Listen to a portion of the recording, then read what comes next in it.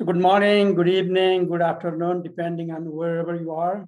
So my name is Mani Nepal, and I coordinate SANDEE activities. So on behalf of the organizing team here in Kathmandu, I would like to welcome you all to the opening session of the 41st Research and Training Workshop of SANDEE.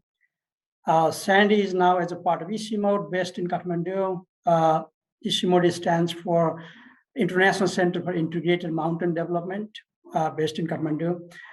As you all know, the main focus of today's event is the keynote address by Sir Partha Dasgupta. I would like to thank everyone for being here today with us for the event. Before the keynote address, I would like to provide a brief introduction of SANDEE and what it is all about. Okay, so SANDEE was established over 20 years ago as a research capacity and leadership development network working in South Asia and now in also Hindu Kush Himalaya region, comprising 10 countries, including China, India, Pakistan, Bangladesh, Myanmar, Afghanistan, Nepal, Sri Lanka, Bhutan, and Maldives. Our work has been mainly focused on understanding the interlinkages between economic development and environmental issues in the region. That includes, climate change, energy, environmental health, biodiversity, ecosystem services, forest restoration, and management, etc. To achieve the objective, we administer a small research grant program targeting junior to mid-career researchers and faculty from universities from the region. Other elements of the research grant program are technical support and very dedicated mentoring from a group of extremely motivated and dedicated faculty advisors. Our advisors come from different universities across the world. I'm very happy to see them all here today, though virtually. We usually organize these events in person, but given the current pandemic situation, we're organizing it virtually. And this is third time in a row in 1.5 years. In addition to the research support, we also organize varieties of teaching and training workshops, including our flagship summer school in environmental economics to enhance research and teaching capacity of the researchers. With all the support, researchers have been able to publish their work in relevant peer-reviewed journals, generating locally grounded, homegrown, rigorous evidence base for informing development policies in the region. So SANDEE alumni teach relevant courses in different universities and conduct research. The environmental economics course has been added in different universities in the region over the years. Other than teaching and doing research, SANDEE alumni also work with policy community as experts in different areas. This workshop will continue for the next 15 days, where researchers and their mentors, review research progress, discuss potential issues, and chart out plans for completing the research on time. New research, proposals are presented and defended for research grant competition. Also, we organize such workshops twice a year, generally in summer and winter. With this short intro, I would like to now invite Dr. Pema Jamso, Director General of ICIMOD, for his opening remarks. Dr. Pema, over to you. Thank you, Mani. I hope you can hear me. So good afternoon, good evening, good morning. As Mani said, I think we have a number of people from around the world, which goes to show how popular Professor Sir Partha Dasgupta is and how eager people are listen to your lecture today. I would also like to welcome the faculty members of SANDEE, many of whom are also attending this session. But there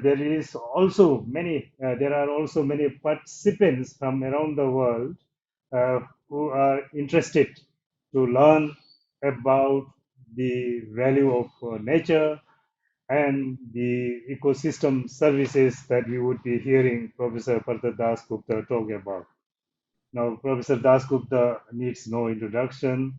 I think Mani told me that Professor Dasgupta was one of the founding member of SANDEE, and he must be, I must say, you must be very proud that SANDEE, after 20 years, is not only existing but also thriving. And the vision that you had at that time of building the capacity of university teachers, policy makers, and practitioners in linking environment to economics and studying the nexus between environment and economy is more relevant now than ever. Now, I would also like to take this opportunity to thank all the SANDEE faculty advisors, because without your support, without your guidance, and without your mentoring, many of the grantees, the scholars, would not be able to produce quality research papers, that have led to influencing policy making and developing programs and plans in the member countries. You have heard Mani talk about SANDEE's coverage now. SANDEE is now working in 10 countries, the whole of South Asia and also China. So it includes all the 8 regional member countries of ICIMOD, the International Center for Integrated Mountain Development. Now, as briefly touched upon by Mani, ICIMOD works in the Hindu Kush Himalayan region, starting from Afghanistan through to Myanmar. This is a unique part of the world, which has the highest mountains and the largest ice body outside of the poles, often referred to as the third pole or the water towers of Asia. Very rich in biodiversity, very rich in culture, and of course, it is also one of the most vulnerable areas to climate change impacts, as many of you would already know.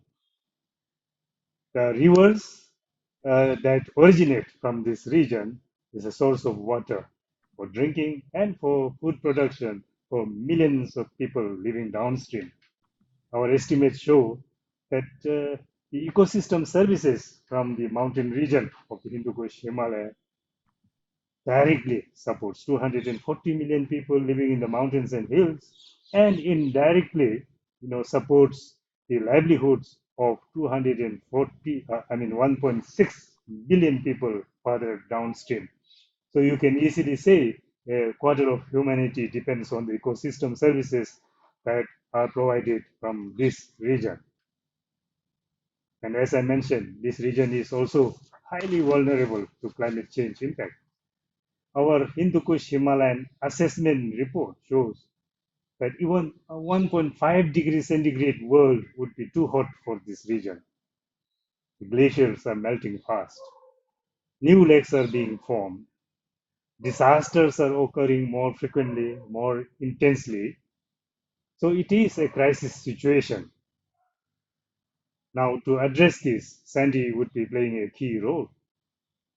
It is actually grooming young scientists, young academics to become the building blocks for addressing this crisis. By bringing the region together, we must start with young people. They have to come together, they have to understand each other, and only then we can further enhance the cooperation that we so badly need to address these many transboundary and regional issues. Now, as you know, nature-based solution is becoming one of the most touted resilience measures in response to COVID-19 as well as to climate change.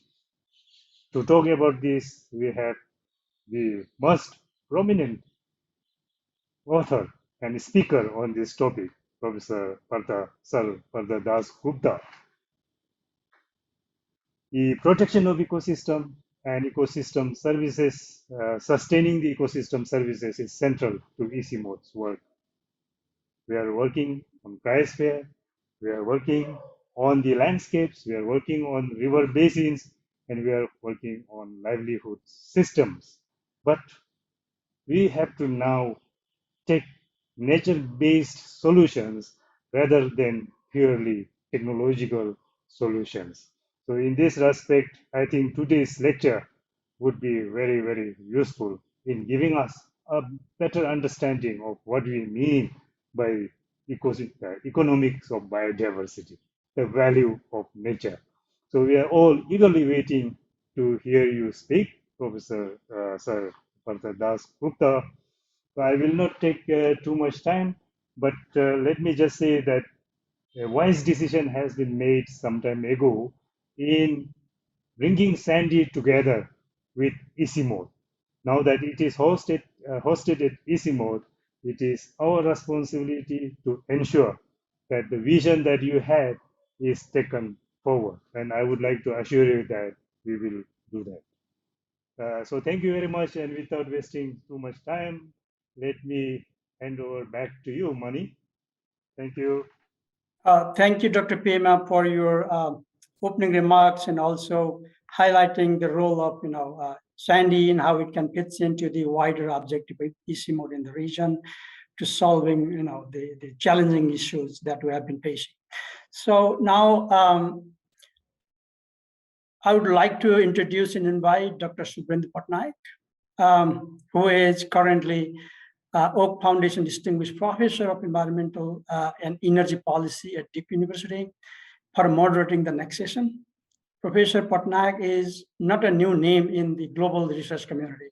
Most of us already know him, who has over 25 years of research experience. He has been working in ecosystem services, environment and health, especially new paradigm of planetary health, which is basically closer to the heart of the Dasgupta review on the economics of biodiversity, and a topic that Professor Dasgupta will be discussing shortly.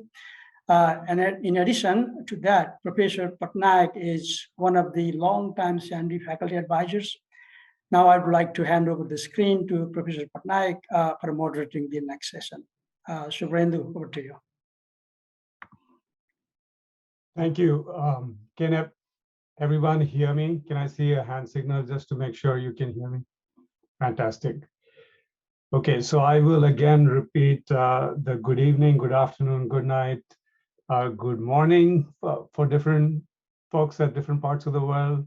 Unlike what the DG said, yes, of course, this is because Partha is hugely admired and respected and everybody wants to listen to him, but also one of the legacies of his work in that the SANDEE family is in, what is it? The sun used to never set on the British Empire, so it's true now for SANDEE. It's the sun is not setting there, and so that's the reason we have people from all around the country, the world right now. It's an absolute pleasure and an honor to introduce Partha. He is the Frank Ramsey Emeritus Professor at Cambridge, where he spent most of his life, though also at LSE and Stanford and Bayer. Those are probably the four main institutions. I'm sure I've forgotten other places he stopped. We could spend probably the next 90 minutes going through his CV. I've sort of done this once before when hosting him. Let me highlight a couple of features. He's probably a fellow of all the important organizations that are out there, the Royal Society, the National Academy of Sciences in the US, but most importantly, a SANDEE fellow, just in case anyone had any doubts. Published in practically every journal an economist would die to publish in, not just once, multiple times, written many books, a lot of which is giving you the material that he'll be talking about. But let me, since we have a little bit of time, just add two personal notes. So just in case anyone is confused, SANDEE would not have existed without Partha and Kalyuran. They convinced Priya to stop doing whatever she was doing, God knows how many years ago now, 22 years ago, 20 years ago, and find this roving band of professoriate. That's a phrase that he used in one of his introductions somewhere. I see Jeff in the list somewhere, I see Nam, and a few others who've come and gone, and somewhere in that list I joined and have been roving since then. And many academics from the subcontinent who come over to Europe or to the US spend most August and Decembers hanging out in important conferences in Cambridge, the two Cambridges, hobnobbing with the people who need to be hobnobbed with. But Partha said, no, we can't just be doing that. And instead we hobnob in Kathmandu and Negombo and in in AIT, drinking that multicolored juice every morning. And so this is so important to how this economics is going to be applied and achieve all the things that Partha is calling for in this review. And at a more personal level, let me hold up a little prop. I looked for my copy of my dissertation. It's called Pricing Ecosystem Services. It was written, it's scary to say that, 28 years ago at this point, or 26 years ago. And Partha can't read this, but the opening quote is by some guy called P. Dasgupta. It says, the rural poor are especially dependent on local environmental resources. So he has given the space for people like me to express our thinking. When one of my other committee members, who is a very nice guy and is a father figure in his own right, just like Partha is, told me, ecosystem services in developing countries, what are you thinking, Subrandhu? How are you going to get a job, let alone publish any of this work? And I think, I took a bet because Partha was writing things that gave me belief. I didn't know him at that point. I didn't have the guts to talk to him, but to write on this topic and chip away. And here we are 25 years later. He has not only been an academic father, but a father figure in other ways. And the last thing I'll say before turning it over to him, and then my job is to keep quiet and track the chat and convey the comments back to Partha, is, he's one of the nicest people out there who's going around producing all this brilliant economics applied to complicated topics, but also especially to biodiversity and ecosystem services. And he does this with the utmost grace, fantastic humility, and magnificent wit. And you will see all of that in a few seconds. All yours, Partha. I'll stop talking and using up your time. Sorry. Well, thank you very much. It is always a pleasure to be with SANDEE, and I want to spend at least 5 minutes expressing something about the achievements of SANDEE, which are amazing. And I will come to that in a minute. In spring 2019, I was invited by the Chancellor of the Exchequer of the UK government to prepare a review of the economics of biodiversity. I accepted it immediately for reasons that Subrandhu has very eloquently brought out, which is that I've been thinking about these problems for about 30 years or so. And one part of the job was very easy. Making the connection with poverty and the natural environment, Mother Nature, in other words, from the smallest to the largest that you can think of, was easy because SANDEE has laid the groundwork for that. In a momentous pair of books, one edited by Ghate, Chodha, and Mukhopadhyay, I think it was 2009 publication on common property resources. These were all applied papers with insights of a kind that you would not find anywhere in the world, because SANDEE's the great advantage of creating SANDEE was that the people who were writing about it actually knew the ecosystems that they were studying. They were local ecosystems. It was followed up some years later by an equally magnificent volume on valuing natural resources, the environmental resources, edited by Haq, Murthy, and Shamsundar. Emmanuel is here, one of the long-term teachers, colleague of mine, so it's a great pleasure to see him. Now that's an outstanding book for a very different reason. It was studying something that had been in the airwaves for quite a long while in the West. And yet there was something missing in the Western literature, which has to do with the seriousness of the resources that were being valued. And that is that the Murthy Shamsundar volume represents absolutely magisterially. Now, it's easy to speak. Another thing is actually to show that I mean what I say. In my review, you will find detailed references to each of these two volumes, the articles in them. I made use of them for illustrating significant issues that crop up there. And now there is a third volume in the making.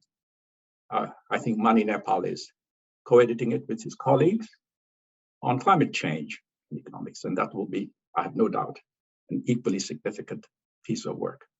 Now, SANDEE's, so in a way, I feel rather like a fraud having to speak here, because the experts are my colleagues who have been teaching in SANDEE, and then our children and our grandchildren, and now probably now we're getting into the great-grandchildren side of things, experts in South Asia who have gone through the workshops, and then they produce students who have gone to workshops and so forth.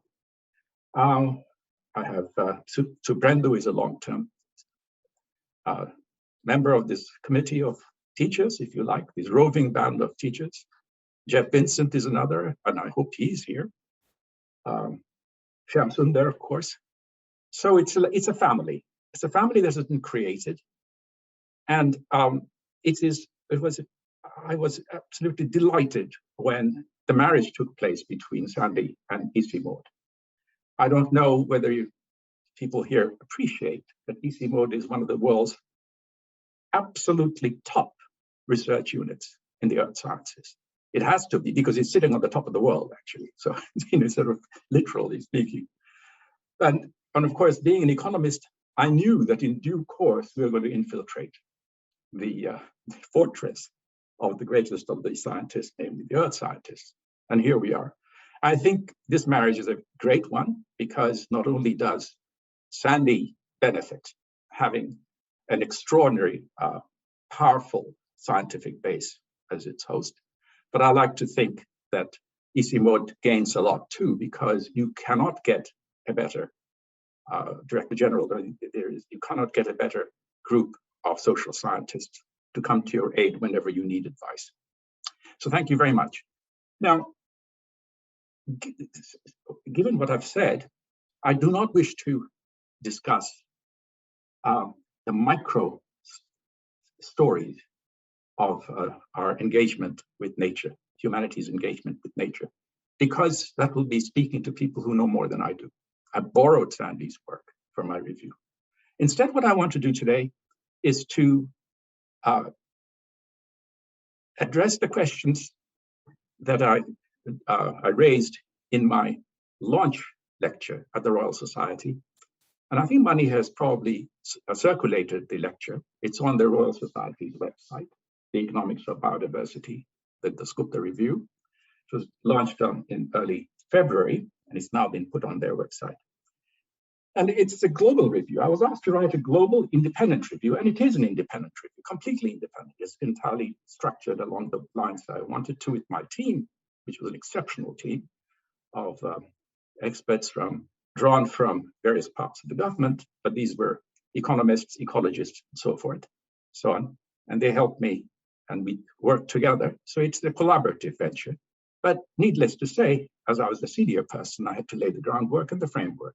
And I want to speak about that. It's a global review. So I'm going to be talking in terms of aggregate terms, but the global community of now 7.8 billion people. And we can disaggregate, and I'll come to one place where I will disaggregate to show you how perhaps to look for new areas to work on. Okay, so this is going to be one where I try and give the core of the review.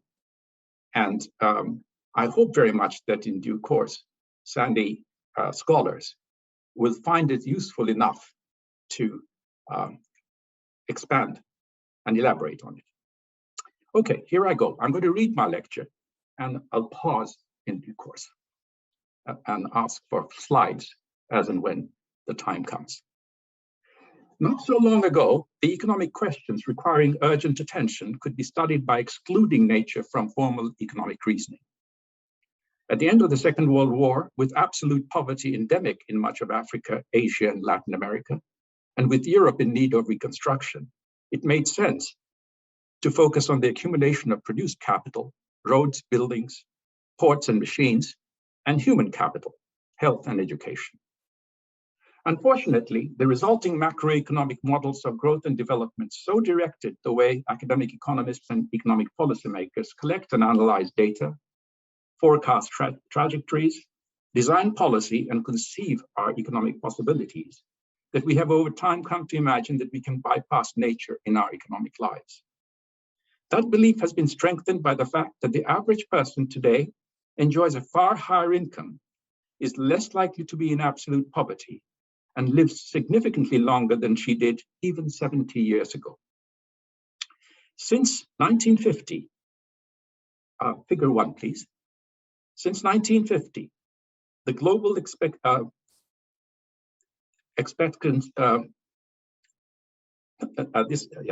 the global expectancy of life at birth has risen from 46 to 73 years. The world economy's GDP has grown more than 15-fold to over 130 trillion international dollars a year. Global per capita income has increased more than 5-fold to over 17,000 international dollars per year. And there are 5.3 billion more people today to enjoy that increase. World population today is 7.8 billion. So the first 3 slides, if you could show them, the first is the world population, then global GDP, and the next one is per capita income. These are all from 1750 to 2020, and all 3 have the same kind of general shape. They're reasonably flat until about 2000, reasonably flat, and then they start warming up, as it were. And from 1950, they shoot up. So it mimics, if you like, the time series that you're familiar with in the economics of climate change, where emissions, global emissions, show such a pattern. And they call it a hockey stick for the obvious reason. You don't have to show that yet. Okay, so it would seem that we are living in the very best of times. But nature is an asset. We are embedded in nature. It is our home, and it provides us with a multitude of services we take for granted. So even while we have enjoyed the fruit of economic growth, the demands we have made of nature's goods and services have for some decades exceeded her ability to supply them on a sustainable basis. One estimate suggests that we would need 1.6 Earths to satisfy our current demands on a sustainable basis. We do not have an extra 0.06 Earths, because the difference between demand and sustainable supply is met by diminution of nature. The gap has been increasing, threatening our descendants' lives. It would seem we're also living at the very worst of times. So there's a clash here of the data. On the one hand, things are very good for the average person in the world. I'm not talking about distribution now. On the other hand, we're jeopardizing the future, ourselves, in other words. One prominent reason for the increase in the gap between demand and sustainable supply is an absence of institutions for creating necessary incentives to economize on our use of nature's fundamental services.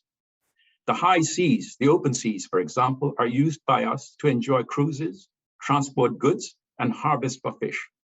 We use them as well as a sink for many of our waste products, and yet we are not charged for their use.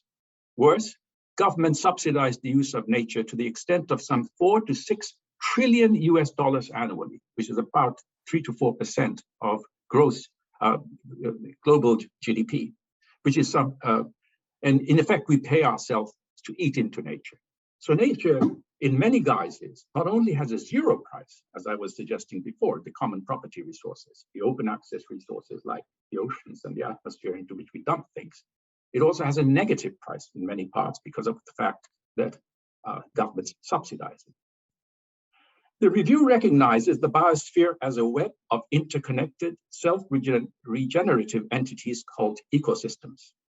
Processes governing ecosystems are nonlinear. That is, if you like, the whole is greater than the sum of its parts. Or put it another way of thinking of it is, if you break an ecosystem into n parts and separate them, then the total productivity will be less than the one that previously held. Okay, that's extremely important to remember because it means fragmenting ecosystems is a bad idea. Other things equal, of course. And it is because we have always argued if other things aren't equal, there are great benefits for fragmenting that we continue to do that. All right? Dams are the very good example of investment which fragments river systems. And they're terribly bad for migration of species, if nothing else. Okay, dams are bad for other reasons, by the way. So I'm just concentrating on the aspects that matters here, which is fragmentation is a bad idea. Moreover, ecosystems differ among one another, both in speed and spread, which is why even the decision to designate a patch of the environment as an ecosystem depends on the context. A hedgehog's gut is as much an ecosystem as the woodland in which the hedgehog resides.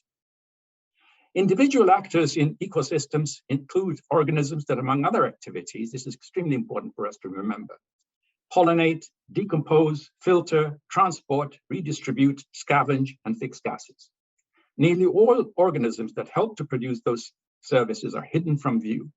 A gram of soil may contain as many as 10 billion bacterial cells, which is why they're almost always missing from popular discourses on the environment. But their activities enable ecosystems to maintain a genetic library, preserve and regenerate soil, fix nitrogen and carbon, recycle nutrients, control floods, mitigate droughts, filter pollutants, assimilate waste, pollinate crops, operate the hydrological cycle, and maintain the gaseous composition of the atmosphere. These are what ecologists call regulating and maintenance services. Climate regulation is, of course, only one such. The processes that give rise to them are in large measure complementary to one another.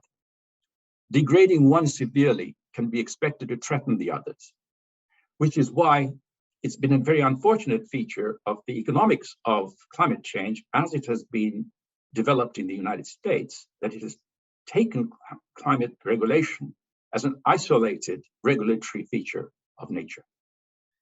It's complementary to all the others. They hang together. In some sense, you might think of nature as a house of cards. Okay, of course, it's a lot more resilient and tough than a house of cards because, for obvious reasons. But as against that, we humans have decided to become so intelligent and powerful that if we feel like it, if we wish to, we could turn it into a house of cards. Okay. Complementarities are extremely powerful interlocking features of the services.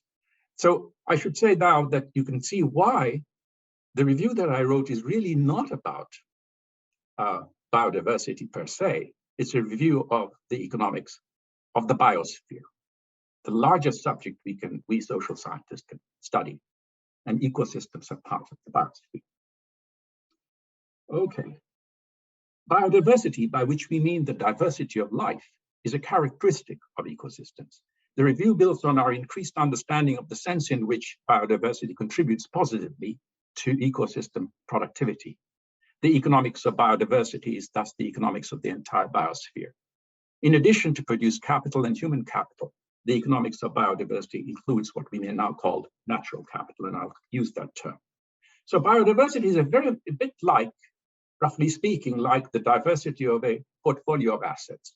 When financiers talk about diversifying their portfolio in order to ensure that their average is reasonable, it doesn't, if one goes down, there will be another asset whose return will be high, and so forth. Something like a balancing act of that nature can be shown empirically to be working at the level of ecosystems. Regulating and maintenance services, the ones I just now mentioned, provide the basis on which we draw upon nature's provision and goods, such as food, timber, medicines, dyes, fibers, and fresh water, and enjoy cultural services, such as landscapes of tranquility, beauty, even sacredness. There is thus a tension between humanity's needs for these two classes of goods and services.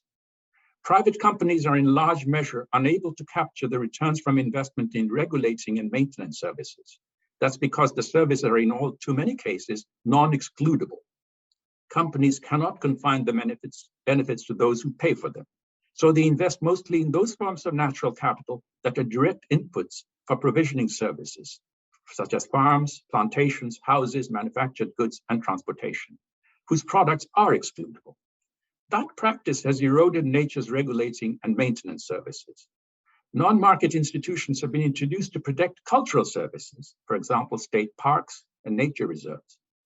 Non-excludability is a reason also the economics of biodiversity pays particular attention to externalities, which are the unaccounted consequences for others of our actions. So you can see now why very simple economic reasoning, the non-excludability of these, some of these externalities, is a reason why we've created a tension between our need for food, housing, and so forth, and the basis on which our food is grown, the basis on which our houses are built, and the basis on which we happen to exist, to live. And that tension is at the heart of the economics of biodiversity, if you like, and of the review. And I try and elaborate on it. And I'll show you in a few steps how we can enter into this extremely difficult area. I have to tell you that at one level, if somebody says I'm working on the economics of biodiversity, you would say you must be mad. How could you possibly do that? But we economists, as you know, are completely brazen. No matter how difficult the problem is, try and cut through and see if you could get a simple version of it to get some insight into it. And then you have enough colleagues, like my SANDEE colleagues, who will find that if there are problems in it, they will find ways to maneuver themselves out of the problems and reconstruct the thing. So that's the idea here. And I can, when I said my colleagues, my SANDEE, that's where I expect the next bout of work on this to happen, because they're well suited for it. Okay.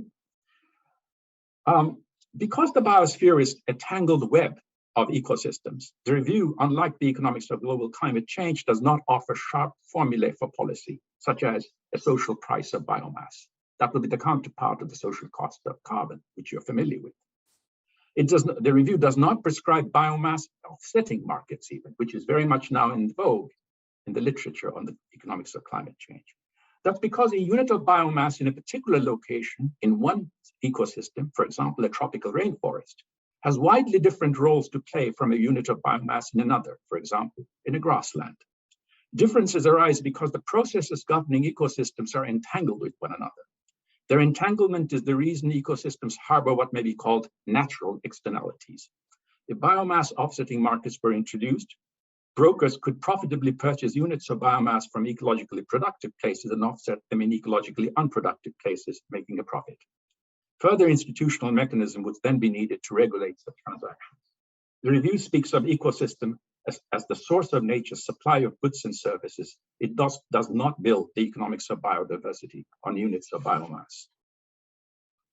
The review is global in its reach in two senses, and I want to emphasize this for those who want to read it and then see what research problems to tackle. First, it is not restricted to a particular group of countries or cultures. It instead constructs an economic grammar that can be adopted anywhere. Secondly, it offers a vocabulary that speaks to institutions everywhere. Governments, charities, households, firms, banks, and financial companies. Anyone can adopt the common grammar and choose the vocabulary that meets their motivation and reach. And I want to show you the commonality here now. That the review found it necessary to construct a common grammar for the economics of biodiversity is self-explanatory. Fires cannot be put out if firefighters do not coordinate their tasks. If humanity is to face up to the emergency we have created by the enormous overshoot in the demands we have been making on the biosphere relative to its ability to meet them in a sustainable manner, there needs to be coordination among agencies. The review therefore urges not only national governments and central banks, but also international organizations such as the World Bank, International Monetary Fund, and the Food and Agricultural Organization to include estimates of the ecological consequences of their policies before advocating them. In short, natural capital should now be introduced into every layer of government activity and international government activity, and of course, company activities. The review studies nature in relation to the many other assets we hold in our portfolios, such as the vehicles we use for transport, the homes in which we live, the machines and equipment that furnish our offices and factories. But like education and health, nature is more than a mere economic good. So we should think of assets as durable entities that not only have what economists call use value, but may also have intrinsic worth. Once we make that extension, the economics of biodiversity becomes a study in portfolio management. And you can bring to bear the economics of portfolios theory to bear on it. And the review does that. And when I talk about value, of course, the Murthy Shamsundar volume has the enormous numbers of extremely interesting case studies of valuing natural capital in small bits. Whether it's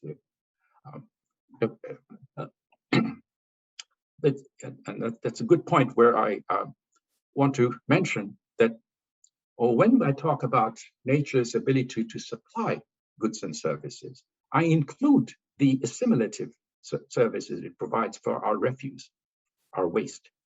So that way we amalgamate the economics of with pollution with conservation. Pollution should be seen as the negative of conservation.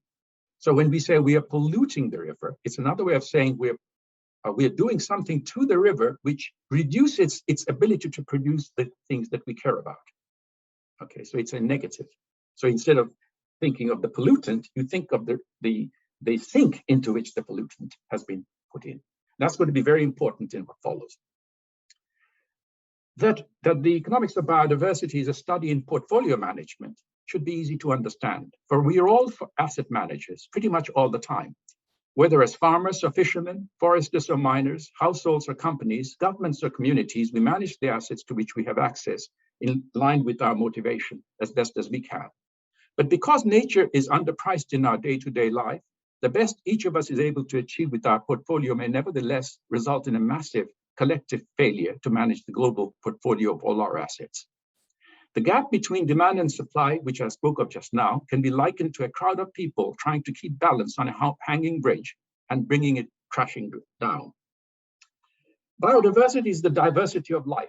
Just as diversity within a portfolio of financial assets reduces risk and uncertainty, diversity within a portfolio of natural assets increases nature's resilience in withstanding shocks. Today, there are around 8 to 20 million, possibly more, kinds of organisms with cells in which the genetic material in the form of chromosomes that are contained within distinct cells. Of them, only about 2 million have been recognized and named. There are, in addition, an unknown and much larger number of other forms of organisms consisting of archaea and bacteria. Our lack of knowledge is enormous. When I said the other, they don't have a nucleus. But biodiversity has several dimensions, including the diversity and abundance of living organisms, the genes they contain, and the ecosystems in which they live, which is another reason why you will not find too much of a discussion on measures of biodiversity, because it's a multidimensional notion of diversity that we are approaching here. And measurement of biodiversity per se hasn't really led to much insights. One manifestation of the increasing gap between the demands we are making of the biosphere and the biosphere's ability to supply them on a sustainable basis is species extinction.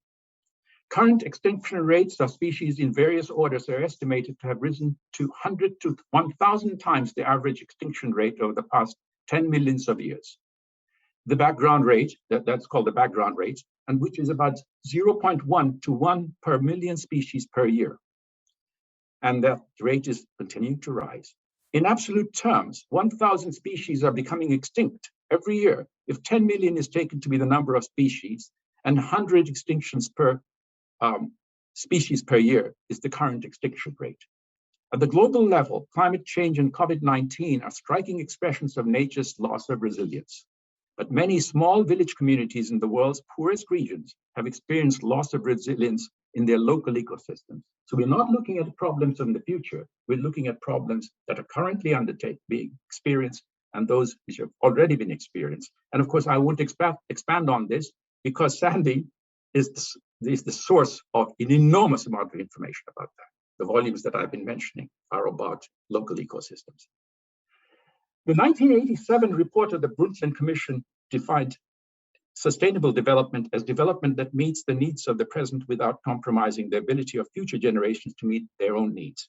The requirement is that relative to their respective demographic bases, each generation should bequeath to its successor at least as large a productive base as it inherited from its predecessor. If it were to do so, economic possibilities facing the successor would be no worse than those the generation faced when inheriting the productive base from its predecessor. The review demonstrates that in order to judge whether the path of economic development we choose to follow is sustainable, nations need to adopt a system of economic accounts that records an inclusive measure of their wealth. The qualifier inclusive says that wealth includes nature as an asset. Inclusive wealth is the social value of an economy's produced capital, human capital, and natural capital. The contemporary practice of using gross domestic product or GDP to judge economic performance is based on a faulty application of economics. GDP is a flow, so many market dollars of output per year, in contrast to inclusive wealth, which is a stock. It is a social worth of the economy's entire portfolio of assets. That's inclusive wealth. Relatedly, GDP does not include the depreciation of assets. For example, the degradation of the natural environment. As a measure of economic activity, GDP is indispensable in short-run macroeconomic analysis and management, but it is wholly unsuitable for appraising investment projects and identifying sustainable development. Nor was GDP intended by economists who fashioned it to be so used for those purposes. An economy could record a high rate of growth of GDP by depreciating assets, but no one would know that from national statistics. The review finds that in recent decades, eroding natural capital in nature, I'm using the terms interchangeably, has been precisely the means the world economy has deployed for enjoying what is routinely celebrated as economic growth. Acknowledgement that by economic progress we should mean growth in inclusive wealth brings the review back to full circle to where it begins, 500 pages before, that is, which is that just as a private investor manages their portfolio with an eye on its market value, the citizen investor will want to appraise the portfolio of global assets with an eye on their social worth. Maximizing of inclusive wealth unites economic reasoning in all its forms and no matter who the decision maker is. Collectively, however, we have failed to manage our global portfolio of assets sustainably. And may I have figure 4, please? Estimates show that between 1992 and 2014, sorry, can I have figure 4? That's it.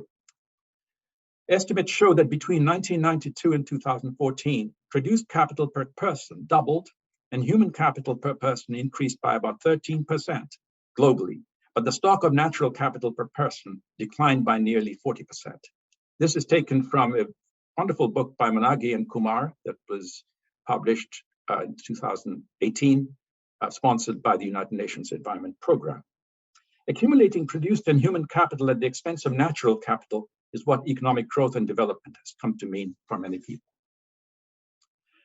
The review makes use of this unification to develop the idea of sustainable development. It constructs a grammar for understanding what we take from nature, how we transform what we take from it and return to it, why and how in recent decades we have disrupted nature's processes to the detriment of our own and our descendants' lives, and what we can do to change directions. Now I want to apply these ideas to one critical notion on which the entire review is built. And I hope you will find it useful in your own work and your way of thinking.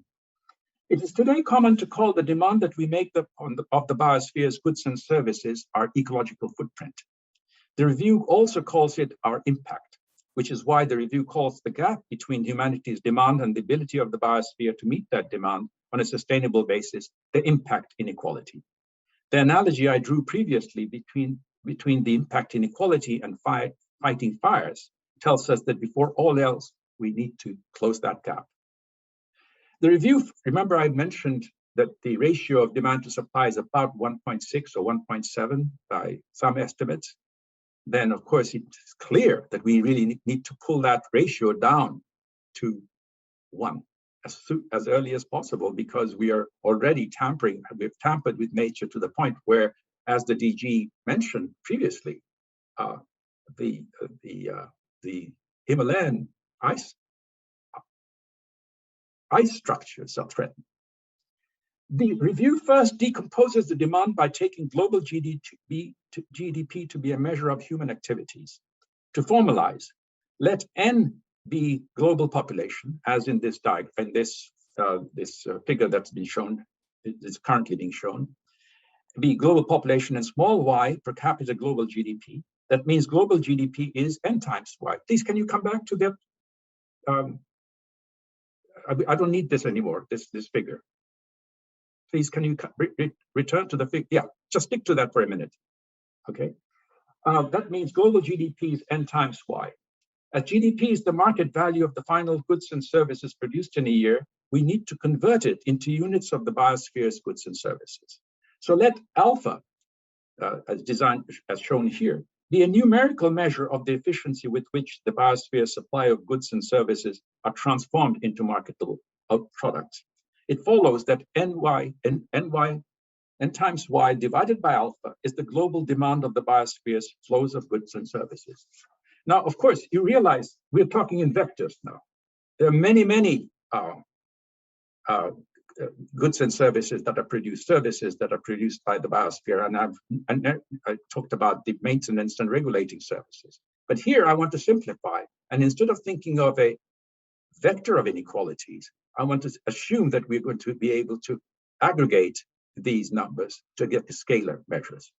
Turning to the supply side, assume for simplicity that the biosphere's supply of goods and services can be aggregated into a numerical measure, labeled by capital G. If in the aggregation, which would be a weighted sum of nature's goods and services, could be regarded as accounting prices. But if you can't do that, then of course you're going to be looking at a vector of inequalities. The biosphere is our global natural capital.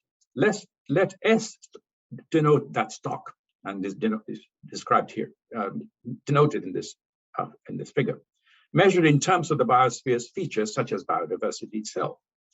We should again imagine that S is a weighted sum of stocks of the ecosystems, the appropriate weights being accounting prices. Now G is a function of S. The bigger is S, the larger is G, at least in the biosphere that prevails today. We may then write G as a function of S. Because the biosphere is finite, G cannot exceed a finite limit. That's extremely important. We'll come to that in a minute. Armed with this notation, the impact inequality, which is what I mentioned before, can be expressed as in this inequality in the top line of this the figure. Can I have the next figure, please? Also, that will be more succinct. This one, okay? This is sort of one of my team members decided that it looks nicer too. It's more figurative, so to speak.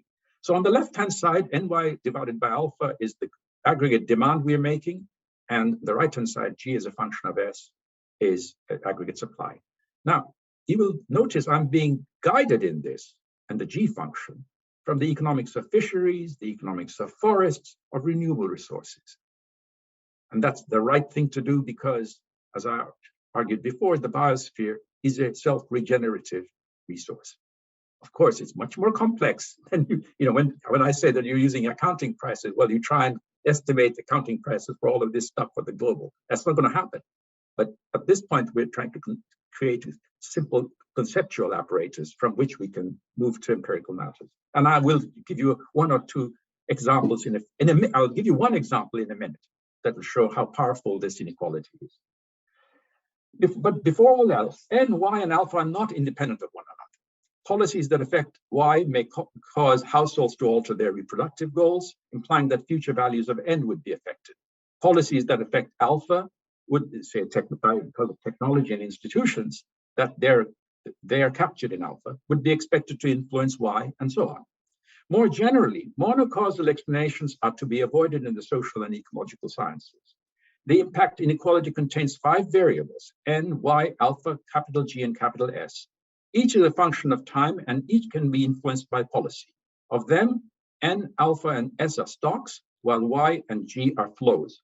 If the impact inequality is to be closed, we have to reduce NY divided by alpha, or find ways to increase G of S, or both. The variable alpha is a reflection of the technologies that are in use and the institutions that are in play. In view of the prevailing distortions in the world economy, we can surely improve both the technology we deploy and the institutions we fashion.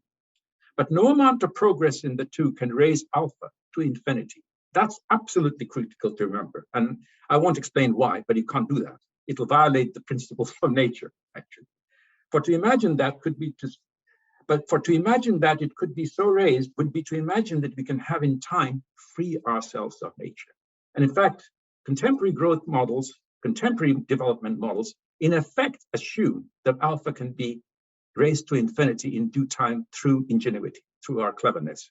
If we can do that, of course, you can see if the denominator goes to infinity, then the numerator can also go to infinity without worrying about this overall inequality. We can have it equal to G of S, but even if G is bounded, you can have unbounded GDP growth so long as alpha goes to infinity. That's been the trick that's been used to sell the idea that indefinite GDP growth is possible. But in fact, it's not, because alpha is bounded above. For reasons I won't go into here, you'll see it in the review. Okay. So the impact inequality shows means in turns that perpetual growth in GDP and Y is impossibility. Per capita income Y can be affected even in the short run, as can S. It doesn't take much time today to decapitate a forest, so S can be reduced within minutes in an entire area. And the trajectory of N has been known to alter sharply under rapidly changing fertility behavior and improved hygiene and medical facilities. Investment in family planning and reproductive health has proved to be remarkably effective in ushering fertility transitions. Bangladesh in recent years, Taiwan and South Korea in the post-war period. It can take time to increase S. Wetlands cannot be restored overnight, but it can nevertheless be socially profitable to do so, because in the face of a growing gap in the impact inequality, the social worth of S relative to produced capital will increase over time. And changes in institutions or technology, which is alpha, have an impact on Y, N, and G with various gestation lags. I'm just giving you some ideas of how to play around with this to see how to close the gap. The review presents a dynamic socio-ecological model in which all 5 are endogenous variables. Thus, each influences the others over time and is in turn influenced by the others. Okay. The model shows that mutual causation is the rule in socio-ecological systems. It is thus as wrong to insist that high consumption, read small y, in industrial countries is the underlying cause of biodiversity loss, as it is to claim that large population, capital N, is the underlying cause. Only a quantitative model can unearth the mutual influence among economic variables. Policies that are directed at Y can be expected to have an effect on future N as households adjust their fertility targets. Likewise, policies directing at influencing fertility behavior, in other words, future N, can be expected to have an effect on small y. And it is not hard to see why policies that bring about institutional changes and new technology, alpha, will have an effect on all variables, even future values of alpha. And yet, in public discourses on the environment, the practice is all too often to avoid mentioning policies that would affect future values of N, population. Population continues to be a taboo subject. The focus is instead on Y, alpha, and the biosphere's ability to produce goods and services as expressed in G. The review argues that there are no reasons for awarding N, that is population, a different normative status from the others. And you will see the immediacy of this problem if you think of Africa, countries like Nigeria, where the fertility rate continues to be well above 4, 4.5, 4.6, and fertility transition is way off. And that's a very, very poor part of the world. And there's a huge literature on that by sociologists, anthropologists, but we economists tend to avoid it. Certainly development economists don't even want to touch it. As I noted earlier, by one inevitably very crude estimate, the ratio of demand to supply, that is NY divided by alpha times GS, is today approximately 1.6. If sustainable development has any meaning, it should as a minimum be read as a pattern of development in which the impact inequality is converted into an equality. That's the firefighting problem that I mentioned, which is why it is a puzzle that designers of the UN's 17 Sustainable Development Goals to be reached by year 2030 didn't ask whether the goals taken together are themselves sustainable. Estimates reported in the review show that meeting them on a sustainable basis would require transformative changes in global institutions. Can I have the next slide, please? The Sustainable Development Goals. Just to remind, there are 17 such goals, okay? And while there are environmental issues, and there's clean water and sanitation and so forth, like 6, there is no attempt at formalizing this problem to see whether, suppose, just for the sake of argument, they are reached in year 2030, or for that matter, 2035, whether they can be supported, they can be maintained on a sustainable basis. Now, what I've done in the review, and I'll just give you a brief, can I have the previous slide again, please? That's right. What I've done is the following. The left-hand side divided by the right-hand side, is roughly speaking 1.6, okay? That's the estimate. What I've asked is the following question. Suppose we want to make that ratio 1 in 10 years' time, 15 years' time. Then, assuming projections of the rate of growth of GDP, global GDP, and Y, all right? And knowing something about assuming that, at what rate would alpha have to rise in order to close the gap to 1, to ratio to 1 in 10 years' time, 15 years' time? And what I've shown is that the rate at which alpha would have to rise, that is the technological and institutional changes, to increase the efficiency, they would have to rise at least at a rate 4 times the historical rate over the past 20, 30 years. And that's the kind of thing you can do with this inequality, because it's giving you a lever to ask quantitatively questions of the profoundest importance. What then should be done to direct humanity to a sustainable mode of living? Reducing the gap between what we demand of nature and what nature is able to supply on a sustainable basis, as we noted previously, requires that we reduce our demand, the left-hand side, and help to increase nature's supply, the right-hand side. To achieve that will require measured but transformative change. For the task is to so change individual incentives that they direct the choice of our actions to align with actions that promote the common good. That, in some deep sense, is the whole basis for doing economics. How do we create institutions, fashion institutions, such that the incentives that we, each of us, have, and given our own motivations, given our feasible sets of actions, that we choose in such a way that the choices that are made by all of us are consonant with the common good. That's what we mean by saying that we want to eliminate externalities and overreaches, overshooting in our environment. So that's the game, that's the aim. And I'm looking at that problem from the perspective of an economic model in which nature plays an essential role, that we are embedded in nature. And that gives us a very different flavor to the development problem. It does not talk about solving one problem by growing in GDP. And that's kind of sentiment that's expressed in the economics of climate change, because you're trying to find new technology to be able, which is clean. And in order to do that, you need to invest. And in order to do that, you need to have income. So growth in income is a way to handle the climate problem. And I'm arguing that that's a misleading way of doing things. You need to, of course, you want to move to clean technology, but something has to give. You can't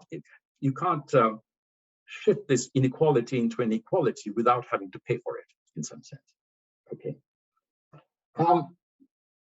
The change will have to be underpinned by levels of ambition, coordination, and political zeal akin to, but even greater than those of the Marshall Plan. It'll require changes in institutions and practices at not only the national level, but also at the transnational level and the level of communities and civil society, and closer still at the level of the individual person. Now, I am going to stop with one implication of this line of reasoning that I've just now undertaken for you, which is that hidden in this inequality is something that I've stressed at the earlier stages of this lecture, which is the fact that so much of nature is free. Okay, and that suggests, and if it's free, there's a reason. It's an institutional failure, that's for sure. But what kind of institutional failure are we looking at? We're looking at institutional failure in which they're open access, like the open seas beyond the 200-mile EEZ zone. Okay, that's where we cruise, we transport goods and services. Trillions of dollars of goods and services annually are being transported across the oceans, the Pacific, the Indian, and the Atlantic. Okay, and we fish there as well. And increasingly, the idea is to mine the oceans. Okay, and that's damaging the oceans, which is the lifeblood of the whole of our civilization, of the Earth system. Okay, now why aren't we paying for it?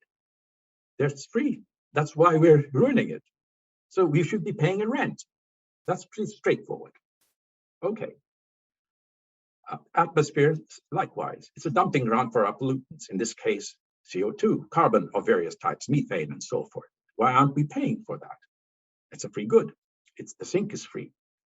So what does that tell you? First year economics will tell you that there should be an institution which collects the rents. Or if you don't want to have rents because it's a price system, then have quantity rationing, namely create protective zones or targets. You can't transport more than so much each year. And that's happening in deep sense in the climate change discussion. Again, it's not through an institution, international institution, it's voluntary agreement on the part of countries. They make commitments, or they said they're making commitments, but you can see how badly they've failed. So this tells us that there'd be perhaps the bold, my allusion to the World Bank and the IMF in my earlier stages of discussion was that they too are supplying public goods. The World Bank is reconstruction and development. That's a global public good. IMF for financial stability, national financial stability. That's a global public good. Okay, instability in one country affects other countries. So not having that is a global public good. So why can't we think of an international, have the courage and the imagination to create an international institution which will be charged with monitoring and managing the open access resources and collect rents? Now we are talking big money here. I mean, serious money. You don't have to do optimal taxation or anything like that. Even without that, you can have estimates, crude estimates, to collect rents, which will be in trillions of dollars. Now, that's the revenue generating side. Now let's turn to another class of problems. We have these great global public goods in the form of peatlands and the tropical rainforests in South America, Southeast Asia, South Asia, Indonesia, Malaysia being central, and then in the Congo area. Okay. Now these are global public goods. We know that. We've been told that in the climate change literature constantly because they're the lungs of the Earth system. Okay. But they are unfortunately in national jurisdiction, national jurisdiction. When I say unfortunately, I shouldn't say that. At least they're a little more protected than the open access resources. But nevertheless, the fact is that the burden of conservation of these resources would fall on nations which contain them, and they're supplying a global public good. So they have a right to ask, all right, you're saying that we should not cut down the Amazon, says Brazil, let us say. Now and then they say, well, we need to cut it down because we need to earn foreign exchange. So we're going to cut it down and have ranches for beef products, the cattle, beef, and soybean plantations, okay? And so does Malaysia say. You won't find much in the parts of Malaysia I've traveled in. It's full of plantations, okay? Now, you don't have to believe them when they say that it's essential for their development that they cut down the rainforest. But that's not the issue. The issue is there's a bargaining problem here. The rest of the world should say, well, all right, we'll pay for your ecosystem services. Payment for ecosystem services is very much practiced in Costa Rica and others at local level. And people like scholars like Subrendu and others have shown that sometimes they work, sometimes they don't work. But the fact is that the idea is sound one. Well, likewise, at the global level, perhaps the world community should be subsidizing these countries for protecting the global commons, which global public goods, which happen to be housed in their jurisdiction. Now, then, here's the problem. The moment you mention that, you will say, "Oh my gosh, where are we going to collect the money?" Is yet another piece of taxation on the OECD countries and so forth. Okay, but if you had simultaneously the revenue collecting international organization, then very crude calculations, to me anyway, suggest that we'll still have a surplus of collection. So that's something that we ought to think about, but nobody's thinking about it. Certainly COP26, COP15, as far as I know, this is not being mooted. And that, I think that's an enormous loss. And that's a transformative change that we need. A second point I want to make, and that's to lean towards the SANDEE type of work so that you can see where I'm heading. And I'm just going to point out to a rather disturbing finding in the review. So I've been talking in terms of demand and supply of ecosystem services in the aggregate. You will rightly ask, well, what about at the disaggregate level before you come to the aggregate? So think about it disaggregately. Imagine, in this case, let's talk about nations, because the data are in the form of nations, not individual households, as far as I know. It is known that ecological footprint is an increasing function of income. Okay? At the household level, there's some suggestion of that. Certainly in economics of climate change, emissions are increasing function of income. Now that might suggest that global inequality of income is a real reason for this enormous gap between demand and supply, that inequality hampers it. We need to be very careful before we say that. May I have the last final slide, please? Yes, this one.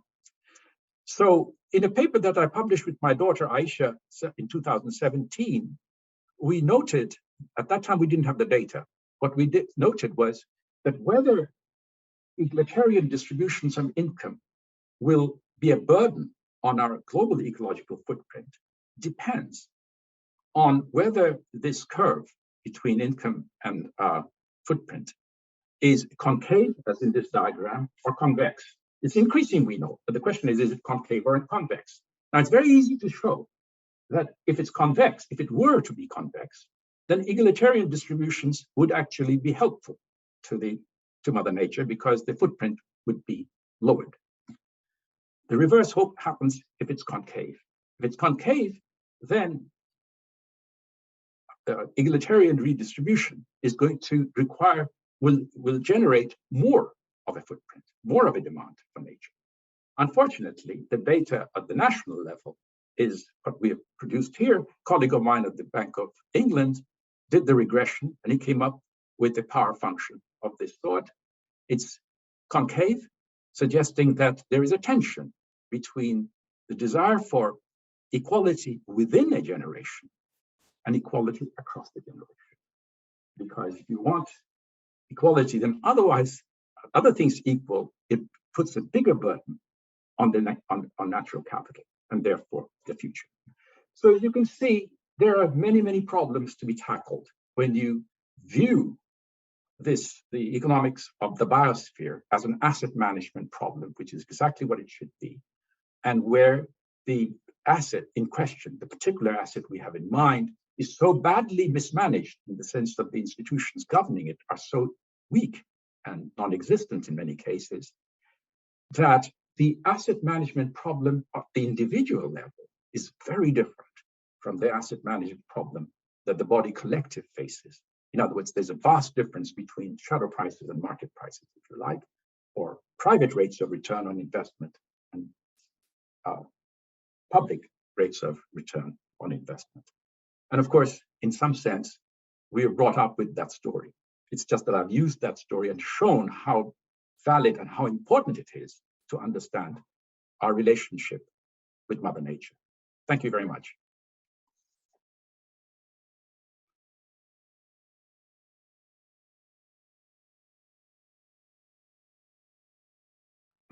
Terrific, Partha. There's about 1 million questions here, and I've been trying to jot away and trying to make sense and cluster them in some form that you can take on. Let me start with easy one from Soam, as usual. It's of the following form. If we cap N, can't we continue to increase Y as long as it includes things like music concerts and art exhibitions, things that do not destroy the biosphere? Yes, that's absolutely right. But translated into the inequality, and it's good to translate it into equality because you can then see what is involved, is that Y can increase, but you're choosing the kind of Y where the alpha is increased, the rate at which you're transforming. You don't need much natural resources to have that high welfare, if you like. So you're quite right. You're simultaneously capping N, or when you're using the word capping N, let's say having investment to ensure that N doesn't go too far. Because remember, the population is growing at a furious rate at the moment, in the sense that the UN projection for 2050 is approximately, the lower bound is about 9 billion, maybe 8.9 billion or so. We are now at 7.8 billion. So yes, you're quite right. That's one way of thinking about it. Investment in green investment, something that the DG pointed to, suggested, is of course designed to increase the G function, or increasing S, if you like, another way of looking at it. So yes, you're quite right. That's a good way of looking at it. Yeah. Let me pick up on this technology question that sort of comes up every time we discuss sustainability. I suppose that's Solo's lasting commentary here. So I think both Saudamani, who's in here somewhere, and Vishal, Saudamani probably have asked this question already in a fast way, are asking if technological growth is think of stormwater services and mangroves, that example that we know well from SANDEE. Might technological growth be sufficient that you don't need nature, or should we be studying other kinds of ecosystem services in that context because those mangroves are still doing other things? Or does it have sort of a time and place dimension to it, that technology is good, but maybe in a contained way? Yeah. I may have botched the question, but yeah. Look, these are so example dependent, ecosystem dependent, that it's blanket expressions are pretty pointless. All I can point to is alpha. Okay, now what alpha is, or G, I haven't sort of gone into the G function because it's a vector, as you rightly point out. I'm very suspicious of technology for a very good reason. Technology doesn't come out of nowhere. It is an outcome of the incentives people have to create, to discover, innovate, and so forth. And when you have such missing markets as we do in the case of natural capital, why would any sensible entrepreneur move towards technological advances which economize on nature? I mean, his or her incentive would be to economize on expensive factors of production, labor. Move away from labor, if you like, because labor is becoming costly, wages are high, growing, and so forth. But if that damn thing is zero priced, why on earth would you wish to save it? So this is not an argument against invention. It's an argument against thinking that every invention has a social dimension. I mean, it has a socially advantageous dimension to it. No, it doesn't. Just in the same way as we produce bad things, which if we don't charge for it, we produce more of it. And likewise, chainsaw is extremely good for the woodcutter, that's for sure, but it's not very good for the forest because the extraction cost declines precipitously, and then you mine the damn thing within a week, which would have taken you maybe months without that. Or fishing gear now, modern fishing gear. I mean, that really reduces fishing costs. But what happens to the without any corresponding control over it? So I'm very suspicious of blanket technology. But of course, there are a good hydrologist, Subrendu knows as much about hydrology as any economist I know, would give you all sorts of very interesting, will have given you by now. So it's not bad, but I would on the whole resist using blanket expression like technology will save us, which is of course what I've been raised on. Because every time 20, 30 years ago, people like Subrendu and I would talk about these matters, or Jeff Benson, and first they would say, well, technology will save the day. We can do things, we're so smart. But technology is not exogenous. It comes out of incentives for discovery. Here's a question from Gayatri Kunte, which is, my question is in line with the social worth of S, stock of biosphere here, increasing over time. What factors would foster the same? Would they be policy reforms, institutional transformation, or change in consumption behavior? Probably all of the above, but I'll let you. That's a very, very good question. So, I mean, all the questions are good, but this one is interesting for a very different reason, because I have something interesting to say in response, as it were, which is the observation that the shadow price or the accounting price of, say, certain types of natural capital, let's say rainforests, will be growing. It's extremely important to recognize that. And here is why. And this is an old man speaking, okay? I've had these discussions with contemporaries of mine who run the world today, government, senior members of the governments of India, and so forth. So any time you mention investment in nature, they say, well, yes, it's all very well, Partha, they would say, but where's the bottom line? At the bottom line, we have to show that the rate of return is good enough. Now, the problem is that, so I have to find an argument against it, because I know that argument is wrong. I mean, the argument, where's the bottom line?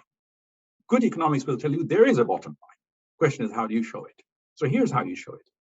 You look at any project evaluation exercise, pretty much anyone that I've seen, and I've seen a lot when I used to work on social cost benefit analysis, for a very good reason, for a very good practical reason, the assumption is that during the operating life of the project, let's say 50 years, 35 years, or whatever, relative prices will be constant. The benefits and costs are the same. I'm sorry, not the same, they remain constant over time. So the variation you see is at the investment stage, here is the operating investment cost and so forth. And then let's say on the 4th year or 5th year, the project starts producing. Then from then on, you have this constancy. Okay. Now you have a discount rate. And so now you look at the point of view of the literature in climate change, and you see this entire enormous controversy over choice of discount rate. Now, the trouble is that if natural investments have a long forward looking, in other words, they only pay 30 years, 40 years down the road. Okay, so nothing's really coming, but then it comes 40 years. Any sensible discount rate, no matter how low you take, broadly speaking, is going to show that it's not worth it. That's been the standard argument. Oak trees take a hell of a long time to grow. Okay, that's the standard argument. The problem, the question that was raised really is right. That is, accounting price of natural capital, especially now that we have this inequality and growing inequality, will be rising. Therefore, the hypothesis that the relative prices of outputs and inputs over the lifetime of the project remaining constant is wrong. The natural capital component of it, the price will be rising. So if the benefit stream price is rising, set against the discount rate, then implied the effective discount rate on the natural capital component of the flow of goods and services will be lower than the discount rate you're using. In fact, I can give you plenty of examples where the rate of growth might be so, rate of capital gains, if you like, since I'm using now language of asset pricing, the capital gains could be so large that the effective discount rate is negative for the natural capital component, not for the others.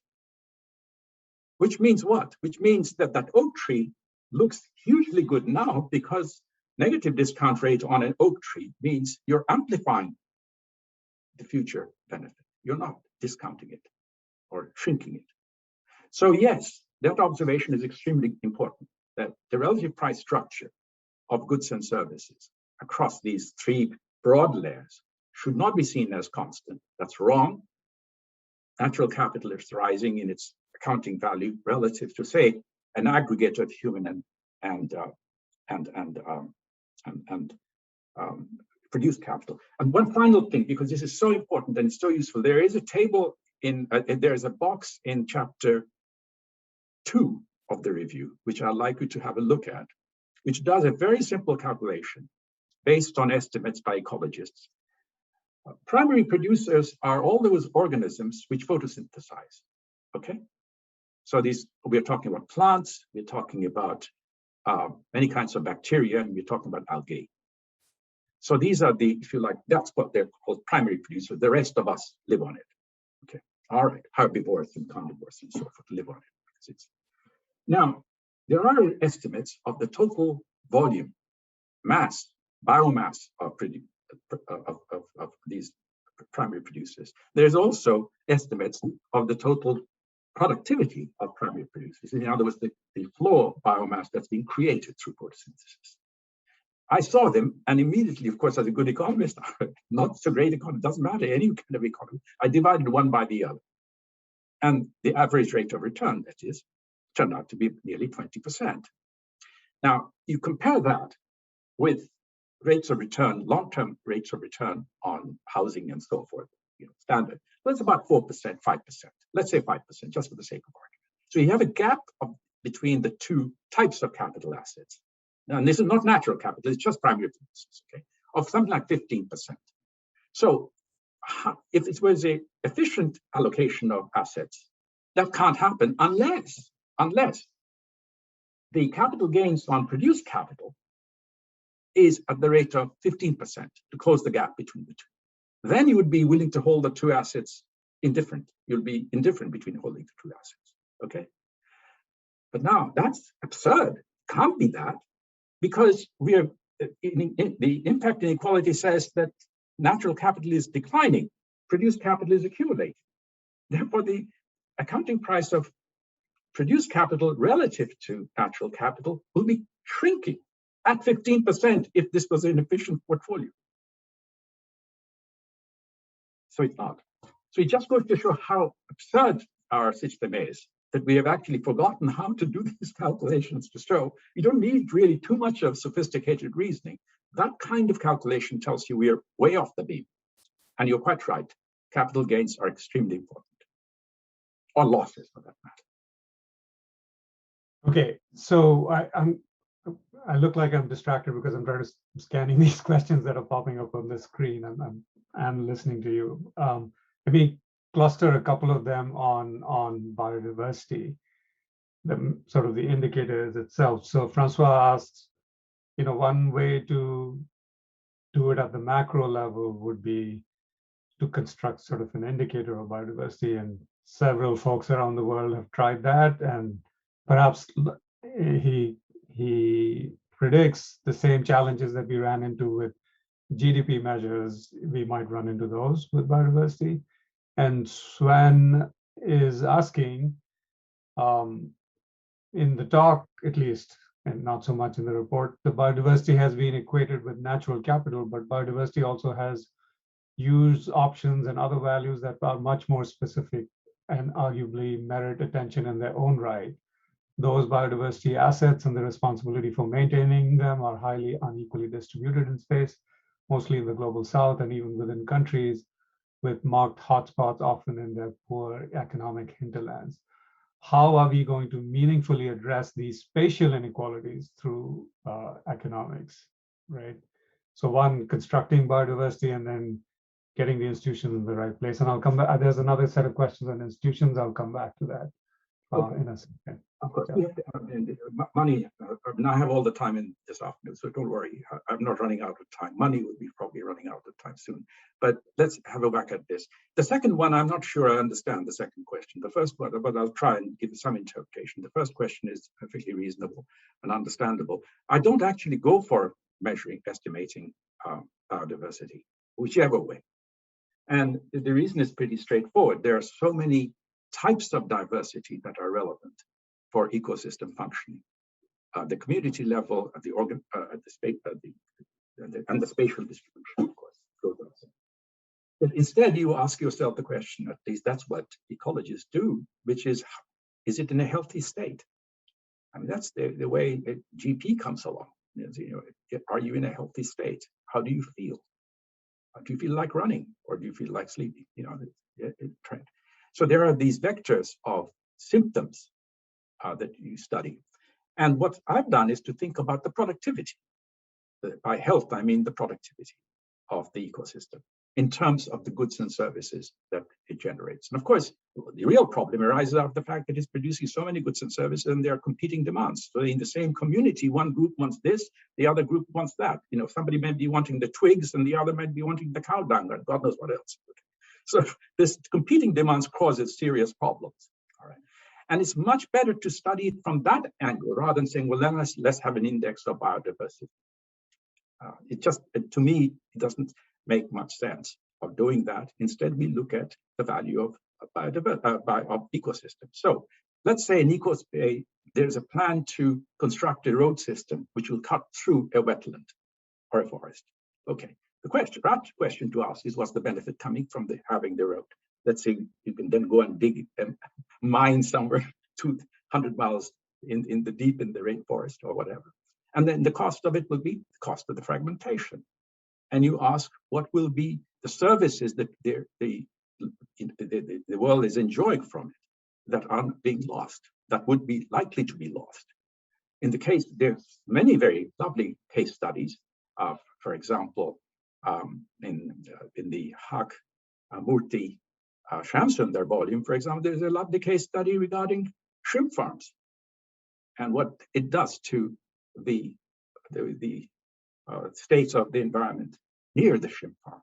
That's the way to do it. They weren't asking what the biodiversity was, and then when you measure it, they're asking what is the cost to it. Now, of course, after that, in all of this, of course, I've taken a very anthropocentric position in this lecture. But I did hint at the fact that life has, or living organisms or populations have value presumably great in excess to what they do for us. That's an anthropocentric viewpoint. And you'd be absolutely right. But the advantage of looking at it from the anthropocentric point of view is that it gives you a floor for the value of what you're destroying. Okay, the loss in the destroyed bit. It's a floor. And if I can show that that's bad enough, we must close the gap, then of course you will wish to close the gap even faster, put in more effort if you want to put in some more value to it. So taking a minimalist position has its advantage. We know it's biased, but it will stop a lot of controversial discussions saying, well, you think this is sacred to you, but it's not sacred to me, so now let's fight it out. I need it for some other purposes. We can ignore that and say, well, look, it's doing something for both of us, which is incontrovertible. The other question about the spatial dimension is absolutely right. Of course, spatial dimension matters. Then whoever said that you should value the rainforest in totality. It's a mistake to think that we are valuing nature, by the way. This idea is not to value nature. The evaluation I'm looking at are perturbations to nature, changes to nature that come about by our actions. Okay, because if nature is destroyed, we are all gone. So the question you should say, how much is it worth? I mean, it's a meaningless question, because it depends on whether you care about continued existence of the human race or not. You're certainly not going to have a down payment for that because there'll be nobody to receive the payment. So you can see that it doesn't make any sense to talk about the whole lot. It just changes. Yeah, so the absolute loss of nature versus incremental loss of nature, that's sort of the suffering from the Costanzaitis, the absurd minimum bound on value. So let me cluster these questions in institutions, which also picks up on I think Sven's question was, where the biodiversity loss is high are places that the countries are poor or the institutions are weaker. And so that's the spatial inequality that's there. And so, for example, in carbon, there are all these red projects that are on the ground to get money from places that have money, Norway, and give it to Indonesia to try to solve that. And so Som and Priya are also asking questions about the political economy or the institutions or transformative institutions that are needed. And so I think the form that it's taking is, I think, as Som puts it, how do we incentivize companies or firms to account for these losses or these damages? Yeah. And then furthermore, how do we get politicians to make the firms accountable for that? And since this is work that the Treasury and the Chancellor, I mean, you know, you had a policy backdrop to producing this report. So there's probably been lots of conversations about how do we make ourselves accountable so that we can get other people accountable so that we stop this before. Very good questions, of course. I'm going to take a few minutes to answer that because the question is very dear to my heart. So let's start from the fact that much of the world's biodiversity, quote unquote, if you like, I mean, the product, really stuff which is providing all the goods and services that we enjoy, a lot of it is in the tropics, okay, for reasons that ecologists understand, and we also understand. It also happens to be the fact that the poorest countries happen to be in the tropics. So let's take those two empirical observations together and then say, start with the question. Okay, start looking at the question. The first thing I would say, and that the review makes it quite clear, and I've been talking about that for quite a while in other lectures and so forth, which is that these are sources of primary products, which are these regions are the sources of primary products, coffee beans or whatever, you name it. And that's shipped over, processed, sold in markets, transported through a long supply chain, starting at the primary product level. Now, in these countries, or it may be timber for that matter, okay, coming from the rainforests and creating furniture abroad or whatever. Now, these countries, there are huge numbers of missing markets. So I don't need to now construct the arguments I've been giving. The export prices are lower than they should be because the harms they're causing their own citizens, downstream farmers, for example, or fishermen, due to deforestation in the uplands. They're not being compensated, therefore the export price does not reflect the social cost of the deforestation at the exporting country, which means when translated into the language of inclusive wealth, which I covered in my lecture, means what? There's a wealth transfer from poor countries to rich countries, or in this case, exporting countries to importing countries, which is absurd, but it's happening. And it need not be because of any conspiracy. It's simply an implication of the fact that the pricing structure is wrong. Okay, now what do we do? And that's the other part of the question. One thing that the review goes into great detail is the following. A company in the West, let's say in the UK, has a problem.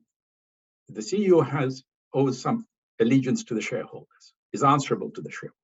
So something like private rates of return matter, okay? Recognizes that because the primary source of supplies are underpriced, they're being neglected, and not only because of the firm, it could be there's a corrupt government out there. That's not exactly unknown, okay? So we have now a combination of malfunctioning institutions there, as well as the motivations here in the internet. Okay, now, one possibility is that the CEO worries about the source of the next supply in 5 years' time, 10 years' time, if the ecosystem degrades to the point where it can't supply the goods. Now, in the past, that wouldn't have mattered. 100 years ago, even 70 years ago, it wouldn't have mattered because you say, all right, if that was, I'll go somewhere else and get my primary product. And in fact, that's happening even now as the soybean plantations are being planted. That's exactly what is going on. You know, you basically go on and change your supply source. But it's becoming more and more difficult. So one possibility would be for the company. Now you could say, well, of course, the time horizon of the CEO is maybe 5 years, and we're looking at a 20, 30-year problem. Okay, I can't answer that. But to the extent that this question is raised by the CEO, there are two options: business as usual, or voluntarily do something about the source of supply in the sense of investing there, ensuring that the pricing structure is more fair, and publicizing that fact that we are good guys. Now this happens these days there's fair trading is something that's declared by firms. And that's about human relationship. Are we paying reasonable wages? Here we're talking about now treatment of nature, how nature is treated. So disclosure would be a substitute for moral hazard. That's the whole idea. Now, the firm could say, I will do that. Now, there's a risk behind doing that, because it's all very well to say, I'm a good guy. But if the customer doesn't give a damn about whether you're a good guy or not, the consumer, then your higher prices aren't going to benefit you. It's going to cost you something. So at the moment, one reason some of the firms, there are firms and there are firms, by the way, and I've spoken to a lot since of CEOs and financiers since I've seen the review. The ones I've seen, that's self-selection, of course, they wanted to talk because they are actually ethical investors. And they say, well, we need disclosure. And I argue, yes, of course you do. You need to have a system where you have more made to disclose, because that way you cut through the need for pricing methods of improving the pricing methods, because you're essentially trying to eliminate the moral hazard problem. And one possibility would be, the only possibility I see is citizens demanding that. Now, we have demanded that in other contexts. We care about our health in the West, and what we do, we insist that firms declare the content of the food we eat. And so you get, the packages have a whole list of stuff that they have or don't have. How much of sweet, sugar, salt, blah, blah, blah, and so forth, okay? Why do they do that? They do that because we insist on it. If they don't do it, we won't buy. We'll go somewhere else because we care about ourselves. Now, if we start caring about the states of the ecosystems, because the biosphere matters for us all, then we could insist on disclosure. And that will, of course, benefit not only the shareholders, because the whole structure of prices will change. But of course, it will be in the long run interest of the companies. So the idea that companies get together collectively to urge governments to require disclosure is not exactly a novel. I mean, it's now not, it's not a outrageous idea anymore, at least in the community that I've been talking with, because they appreciate that they even appreciate first mover advantage in disclosing, because I'm a good guy. And if they can predict if they feel that citizens' preferences are going to move in that direction, that they want to feel reasonably sure that the commodity that they're consuming is not harming some ecosystem out there or wildlife somewhere there, then they were a lot more likely to buy it. But that's a risky thing. And so increasingly, the discussions I've had, I've been urging for a collective action from the companies themselves, because that would be in harness with the many customers throughout the world who really care about these matters, but feel actually rather powerless to do anything about it, because we haven't yet confronted en masse. And I don't understand the psychology of these movements, because in some other movements, for example, the woke movement in the West, that's taken off. And it's a small group which really mushroomed, personal feelings matter, and you can't say this, or you can't say that, and all that sort of thing. So that seems to be something that they can do, but not over environmental matters as yet. So I think hopefully we've captured all these questions in here, and I just want to take, so for all the ones that I couldn't read or couldn't convey to you in a quick manner, I apologize in advance. I did want to take a couple of Jeff's questions, and it is also from Rajesh, and give you about 3 minutes to sort of answer that. So I think it's easy for you because you've been talking about this for a while. To get at the research that is needed, more needs to be done. Of course, a lot has been done and more needs to be done. Collaboration between economists and natural scientists and ecologists and hydrologists is key. I think maybe I just want you to endorse that so that we can get this. And that's what makes organizations like SANDEE distinctive, because it's promoting this work, not just economists talking to other economists, this sort of South Asian tradition of arranged marriages that sometimes us advisors are, can you bring your ecologist friend along? Because then maybe you can understand this better, and vice versa. So where do you see the role of that collaboration? And if we were, SANDEE puts out these requests for proposals on certain themes. And so now that the review is done, were we to put that out, were there some things that came up from this work that you've done in the last 2 years where we might want to highlight that SANDEE focuses for the next few cycles as you were? Not that we weren't doing some of this work, but something more narrow or focused that SANDEE can sort of take up in the next wave. And you have about 3 minutes to take on these questions, and then I think Mani wants to take back the forum and let us stop our discussion. Yeah. Well, it would be impertinent on my part to suggest what SANDEE ought to be doing. You've got such powerful figures like yourself, Sonathan. I mean, you can't get better economists than that, this group, and Vincent. Who the hell am I to say what you should do? And you'll be thinking about it, and I'll sure as hell would be very happy to talk about these matters with you.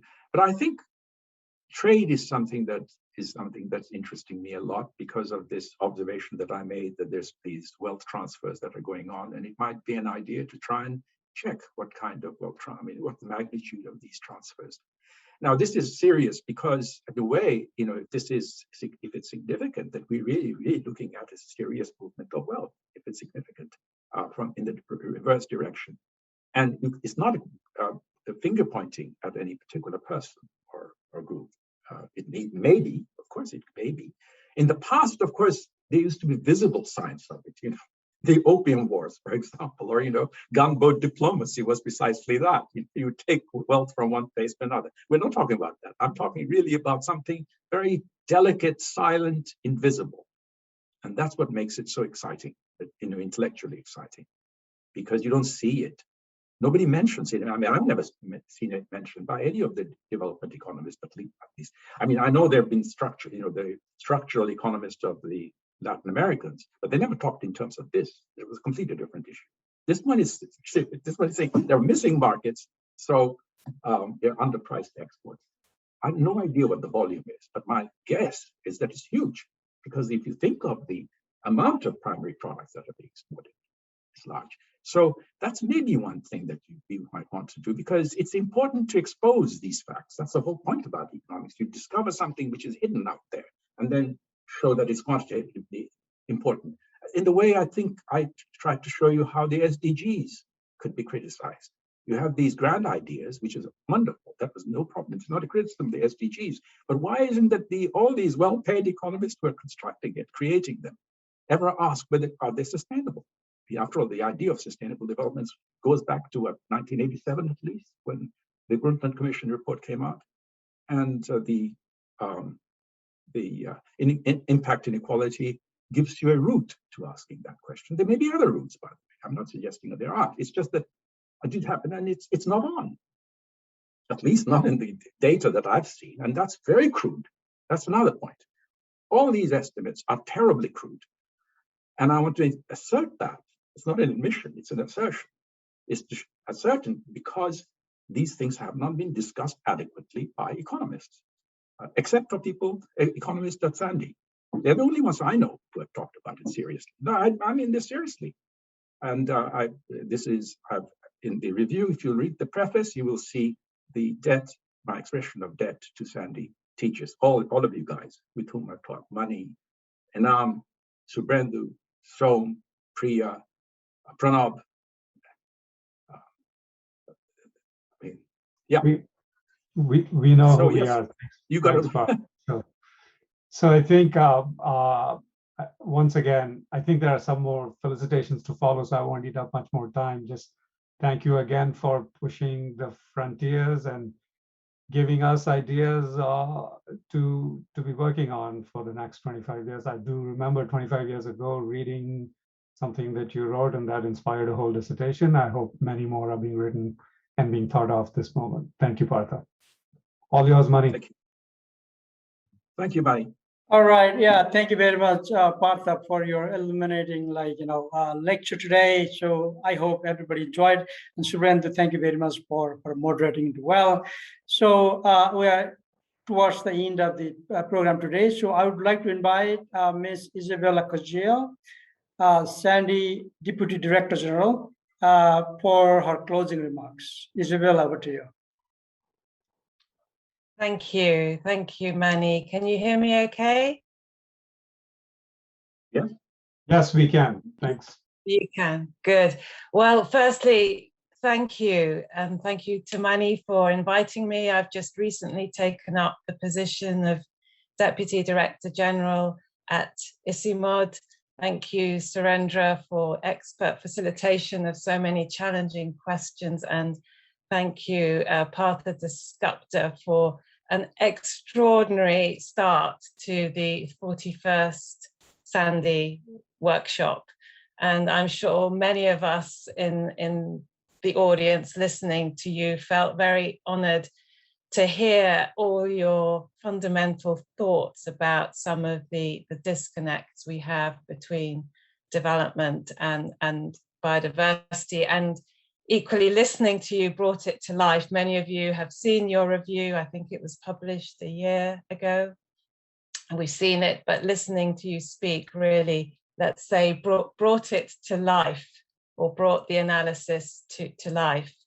And especially highlighting issues that seem complex, but are actually not that complex, that there are these fundamental disconnects between how society views and uses nature, which shouldn't really exist. And to me, what was striking me when I was listening to you, that of course what you're talking about is that we see, or humans see, nature as priceless, i.e. it doesn't have a price, so we can use and abuse it. But that is juxtapositioned with the pricelessness of nature, in that it is so valuable because it underpins everything we do. I very much enjoyed your challenge, which is really around the root causes, which I don't think many are bold enough to state the issues of population, of pricing, of metrics, of inequity and trade, but then juxtapositioning that with some very interesting solutions, which I hope that the SANDEE network can take forward in terms of its future work and analysis, in terms of the need to change institutions, the collective action, incentives and compensation, something that's also quite close to my heart. And also the right kind of innovation at the right time. There's lots of innovation, but are we targeting it in the right way? And of course, the issue of discount rates. So of course, all these issues are also big challenges for us working at ICIMOD, which is dealing with also extremely biodiverse and fragile ecosystems. So many of these issues are very relevant to us. And as we move into a new phase and new strategy for ICIMOD, these are some of the issues we really need to consider very carefully, especially on how we can take some of these issues into action in partnership with our regional member countries. Thank you all. I will stop there and hand over back to you, Mani. Thank you very much, Isabella, for your encouraging remarks. So I would like to thank you, all the participants who actually took time and joined us today for celebrating our 41st Research and Training Workshop. That starts from actually today, but the more will be done from tomorrow. Thank you, Partha, for taking time and discussing these very fundamental issues with the larger group, and Surendra for your moderating, and also Dr. Pema for your encouraging remarks and how these things can be incorporated and built in ICIMOD's work in coming years. So thank you all, and I would like to thank my team, who are behind the scene, but working very hard to make this workshop, this keynote a success, because we had a large number of attendants. We actually tried different things. So first of all, I'd like to thank Professor Namal Haq, who is the tech guy who always be there for us to support. Sanita, Bhavna, Nisha, Rekha, Kritika, Udayan, everybody who worked very hard behind the scene to make it a success. Yeah, thank you all. So see you next time. So just the announcement for the next meeting we have for SANDEE advisors, SANDEE researchers, and new researchers that coming with the new proposal to SANDEE. So we'll start maybe after 5 minutes. Let's take 5 minutes break, and then we will join another. Meeting link is already provided to the people. So please join after 5 minutes. So see you. Thank you very much. Bye bye.